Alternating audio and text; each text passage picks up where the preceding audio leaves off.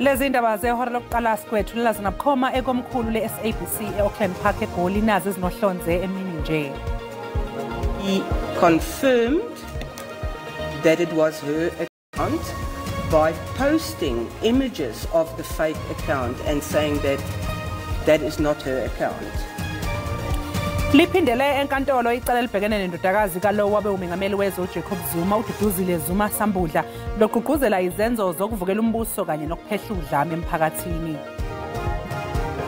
One can understand why General Mkhwanazi would have reacted the way that he did.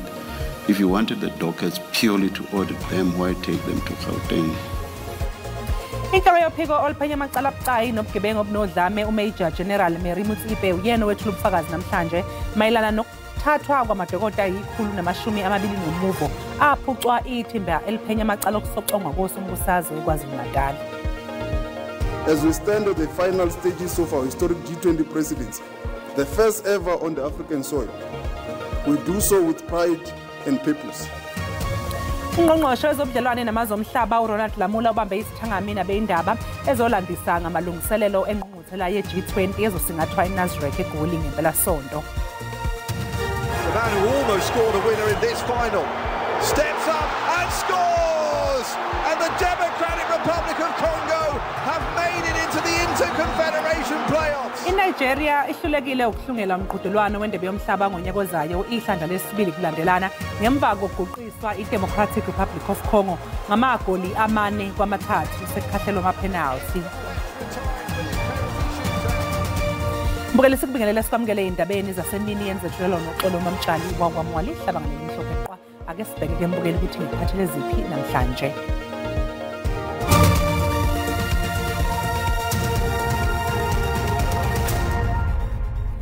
Liyaqhubeka enkantolo ephakeme eseThekwini icala elibhekene nendodakazi kalowo wabe umengameli wezwe uJacob Zuma uDuduzile Zuma Sambudla njengoba esolwa ngogqugquzela izenzo zokuvukela umbuso kanye nokuphehla udlame emphakathini.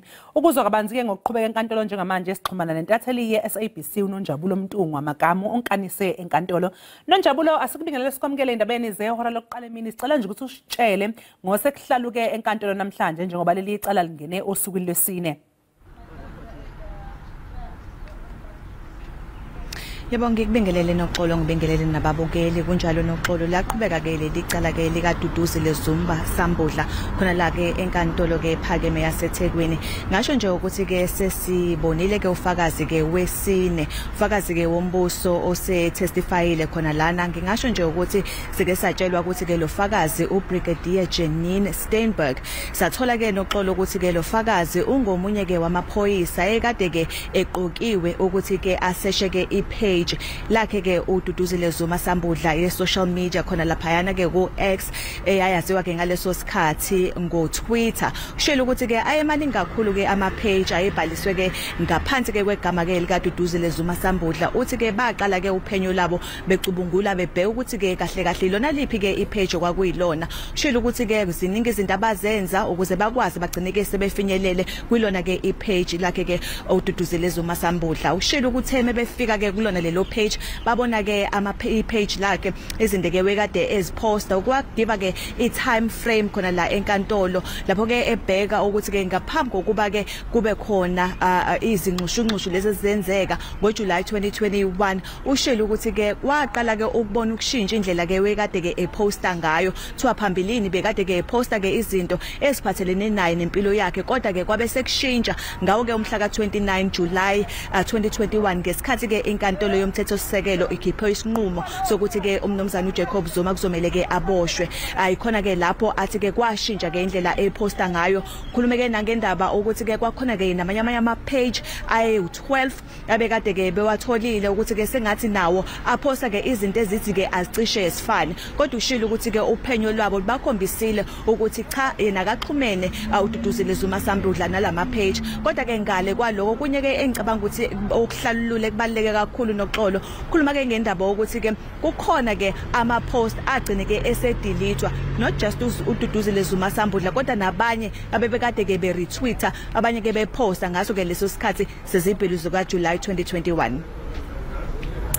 Sibonge kakhulu ke kuNonjabulo Mtungwa Makamu unkanise lapha enkantolo kombukeli ke ubesitshela ke ngecala eliqhubekayo lapha enkantolo ephakeme eseThekwini elibhekene ke nalowo owabe indodakazi oyindodakazi ke yalowo wabe umengameli uJacob Zuma. Njengamanje masiqhubekela phambili ikhomishana kaMandla ngengenele osukwini loma32 namhlanje biza ufakazi uMajor General Mary Mutsipe osebenzela ke ehhovisi lekomkhulu amaphoyisa ePitoli.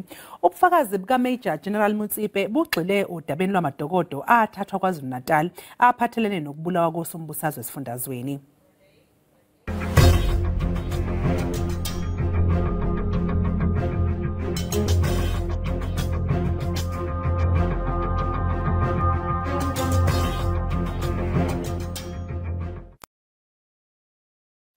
uMajor General Mary Mutsipe utshele ikhomishana kaMadlanga ukuthi udaba lokubuyiselwa emuva kwamadokodo lwagcina selilahlelwa kuye emva kokuthi umkhuzo wamaphoyisa KwaZulu-Natal ewanqabile.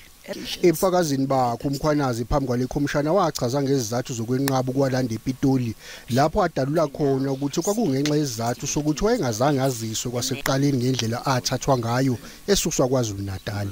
One can understand why General Mkhwanazi would have reacted the way that he did. If you wanted the dockets purely to audit them, why take them to Gauteng? It's true, Commissioner. I also put myself in the shoes of General Mkhwanazi. You can't just take docket and you say it's simply audit, then later proceed with investigations. Because you could have audited them in KZN. I'm not talking about you. I'm talking about those who wanted purportedly. Yes. I'm not even saying that I'm accepting that the real purpose for taking them was to audit them. Could have been done in KZN. Simple exercises, you've explained it. Yes, Commissioner. Ufakazi uMajor General Mary Mutsipe utshele ikhomishana ukuthi akavumelani kanjani nezizathu zikaNgqongqoshe wamaphoyisa uSamisi wesikhundleni uSenzomchunu zokuthatha isinqumo sokufuna ukuqeda ngethimba lePKTT elaliphenya ngokusoxongwa kosombusazwe. I think that one of the minister can answer. I don't know what was behind his mind or what was he thinking when he said that PKTT no longer serve value to sub-service. Ikhomishana kaMadlanga iyaqhubeka ikolishi iBridget Mabandla Justice ePitoli. Because the PKTT already kule nyanga wonke amehla azobethe njo eningizimu Afrika kanti SABC izokuthulela bukhoma ingqungquthela ye-G20 njengomsakazelo semthethweni. Thola konke okwenzekayo eziteshini zomsakazo ze-SABC eziyi-18. Kumabona kude bukela kusakaza okukhethekile ku-SABC News Channel, SABC Lehaye kanye na-SABC 1, 2 no 3. Thola yonke imininingwane ezinkundleni zokuxhumana nasesiteshini esikhethekile se-G20. G20 South Africa 2025 siletha ekhaya.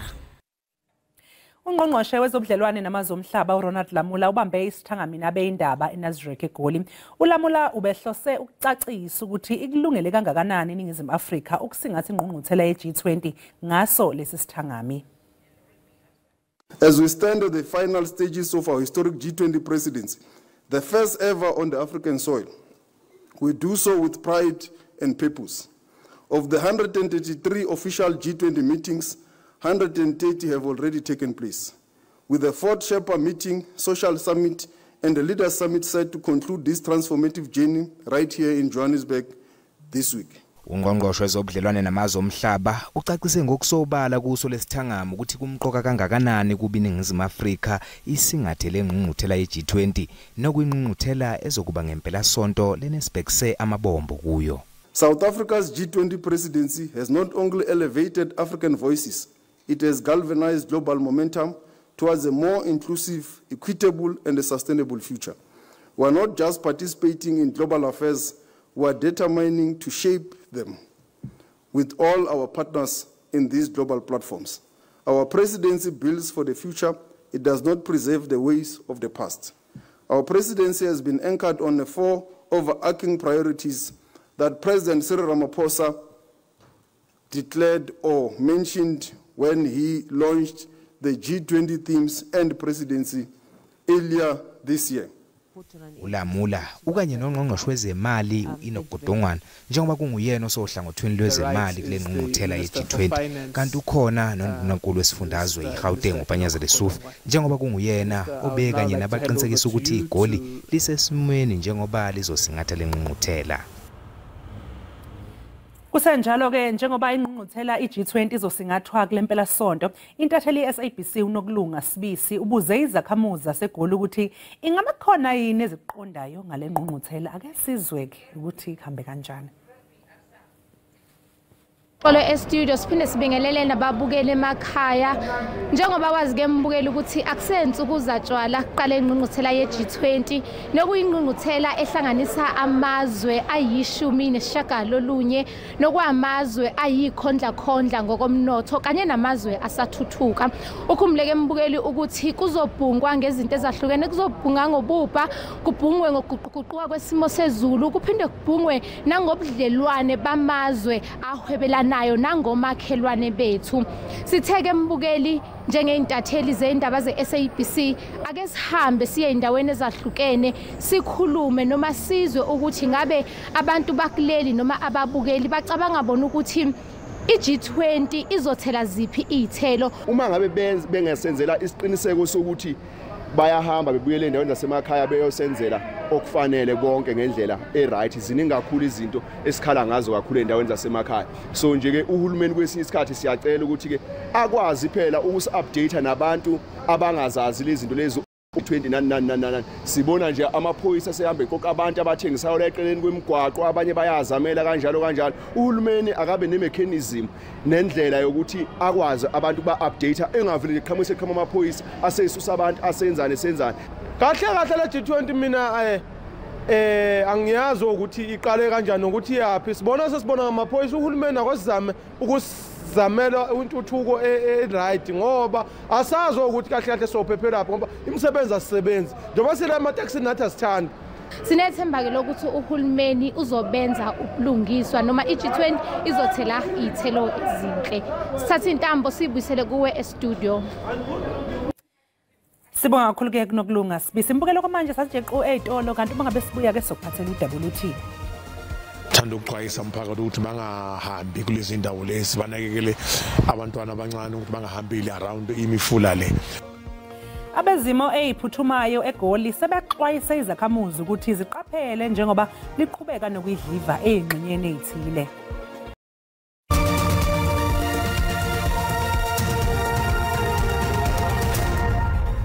Sikubingelela mbukeli sikwamukela mangabe usanda kungena odabeni oluphambili besibike ukuthi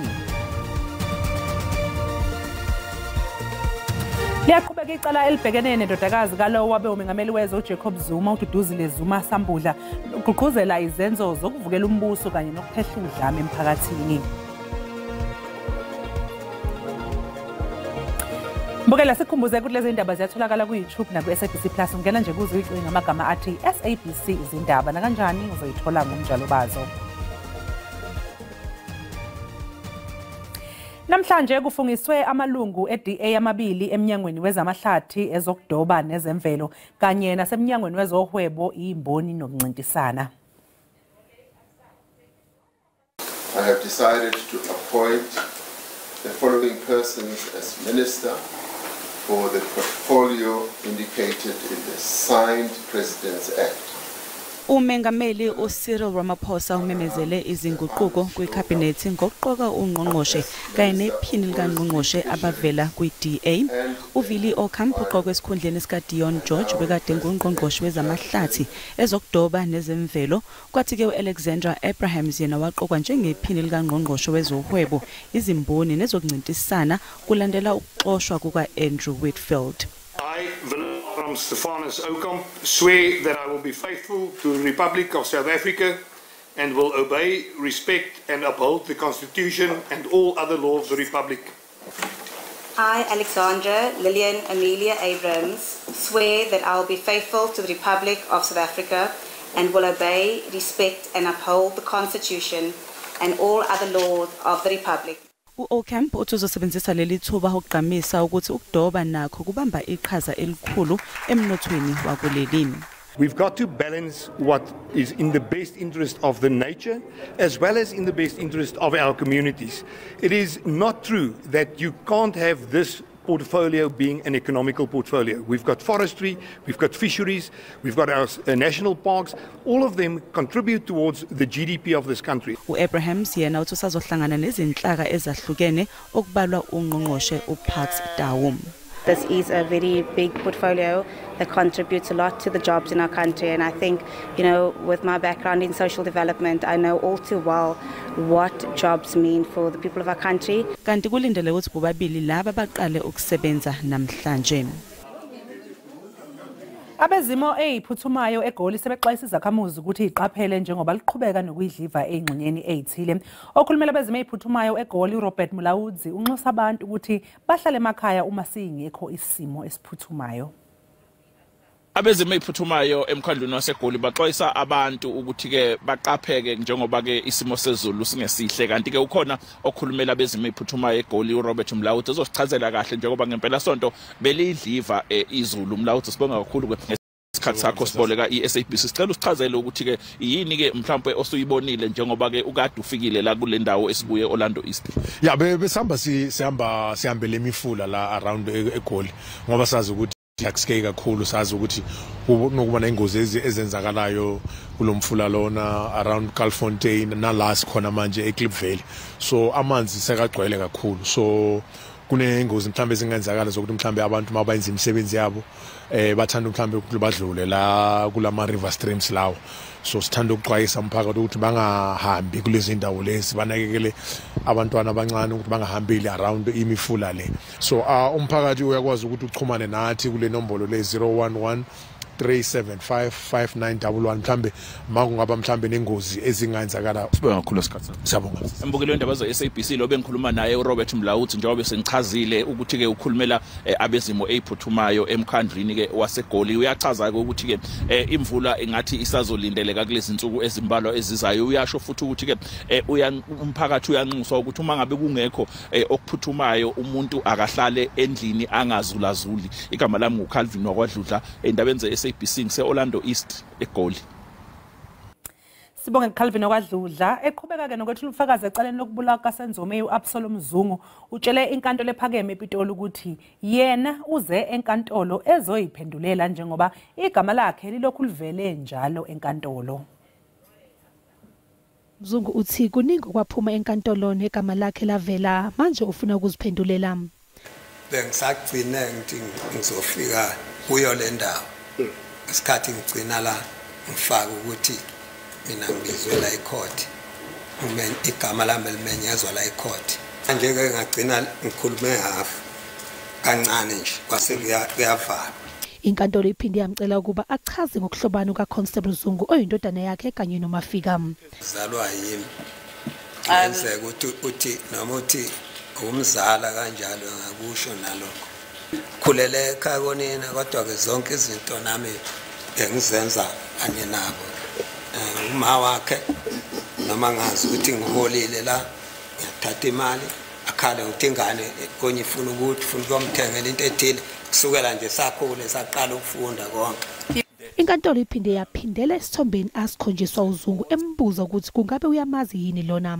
Eqaleni ekukhuleni wafana niyazi ukuthi wayengamazi ukukhula ngoba kakhulelanga la, kodwa ngokudibana emsebenzini angazi isithombe ukuthi leso sikanjani ngenzeka ukuthi babebonana la edolobheni koGoli kanjalo baze bakwazi ukubonana ke beze athole lesithombe. Yikho nje ngithe mina hayi ukuthi wayisisho ngoba engazi engikhombisa isithombe ngoba engamazi. Icala liyaqhubeka. Imbizo ebibanjelwe eMtubatuba KwaZulu-Natal izolo yehlise amaphaphu emphakathini waseDukuduku malungana nombango othinta umhlaba weigodi. Lolu thuthuva mbukeli lwaqala ngesikhathi ngonyama uMisuzulu kaZwelithini eqoka umuntu ozophatha ingxenye yomhlaba ephethwe isizwe sakwaMkhwanazi. Sithanda ke ukuxolisa ngomsindo ophazamisayo engxenyeni yalombiko. Kulomhlangano bekukhona isizwe sabakhwanazi, izikhulu zikahulumeni, amaphoyisa kanye nobuholi bomdabu. Lokhu kulandela umbhikisho onodlame umphakathi uvala umgwaqo uN2 eMtuba. Babebhikisha ngoba bethi abahambisani nokuqokwa kukaqiniso Ncube njengeso nomlomo wesilo. Umphakathi ukhala ngokuthi uNcube uzibiza ngenkosi entsha kule ndawo. Asikaze isilo simbeke umnumzana uNcube njengenkosi.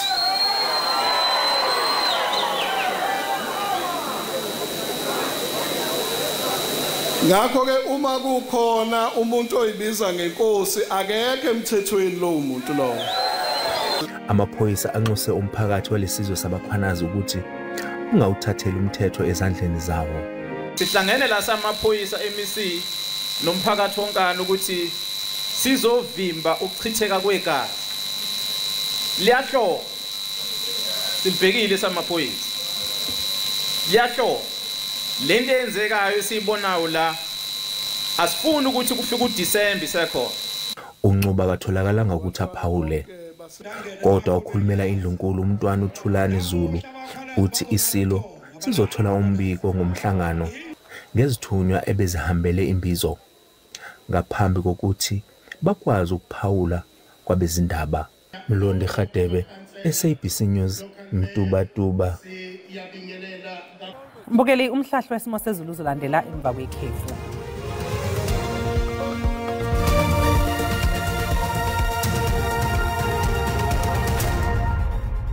In 2023, the African Union became a permanent G20 member, a stronger African voice worldwide.